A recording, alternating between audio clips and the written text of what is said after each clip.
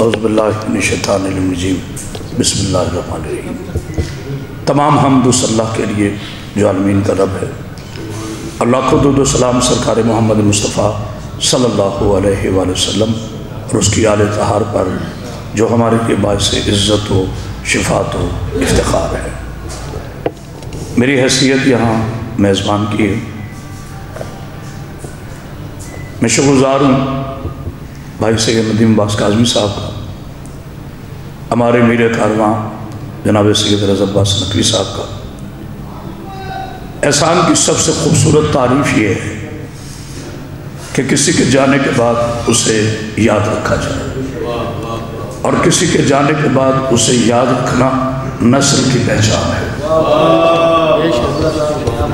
عارضی وقار جناب ناصر نقوی صاحب، ہمارے بزرگ عظیم شخصیت جناب خالد شریف صاحب، میرے برادر عزیز جناب ایوب عباس نقوی صاحب، سیر اصل گفتگو ہو چکی، صرف بس 2 جملے کہہ کے میں آپ سے اجازت چاہوں گا۔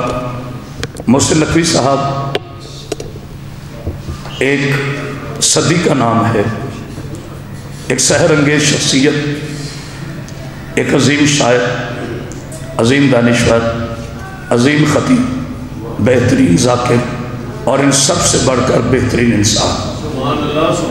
کیونکہ کسی کا بہترین خطیب ہونا، بہترین شاعر ہونا یا بہترین اسکالر ہونا کمال نہیں، جتنا کسی کا بہترین انسان ہونا کمال ہے۔ اللہ اور اس کے رسول کے نزدیک جو سب سے خوبصورت چیز ہے وہ آپ کا حسن اخلاق ہے۔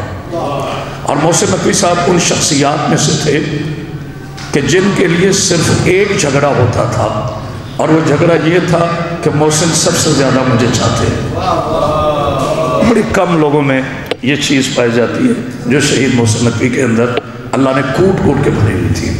شہید محسن نقوی ایک ایسے عظیم خطیب اور شاعر تھے جنہوں نے اپنی شاعری میں مقتل، سنا، نوک نیزہ اور ان چیزوں کا ایسا استعارہ پیش کیا کہ پڑھنے والا چاہے کربلا سے کوسوں دور تھا، روحانی طور پہ کربلا کے نزدیک ہو گیا۔ یہ خاصا شہید محسن نقوی کا تھا۔ اور آج تاریخ اپنے آپ کو دہراتی ہے۔ میں بھائی سید رضا عباس نقوی صاحب کا اس حوالے سے شکرگزار ہوں۔ بہت سے لوگ دعوے کرتے ہیں کہ جب میرا محسن نقوی صاحب کے ساتھ بہت ٹائم گزرا، اور بھائی رضا عباس نقوی جانتے ہیں کہ علامہ عرفان ادراتی شہید اور شہید محسن نقوی، ان سے جو ہمارا وقت گزرا شاید وہ سب سے زیادہ گزرا، لیکن اتنے طویل عرصے میں ہم یہ طے نہ کر پائے کہ محسن نقوی شاعر بڑا ہے، خطیب بڑا ہے، دانشور بڑا تھا، پولیٹیشن بڑا تھا، یا ان تمام کوالٹیوں سے زیادہ وہ انسان بڑا تھا۔ آج محسن نقوی صاحب کا اس انداز سے ذکر ہونا اس امر کی دلیل ہے۔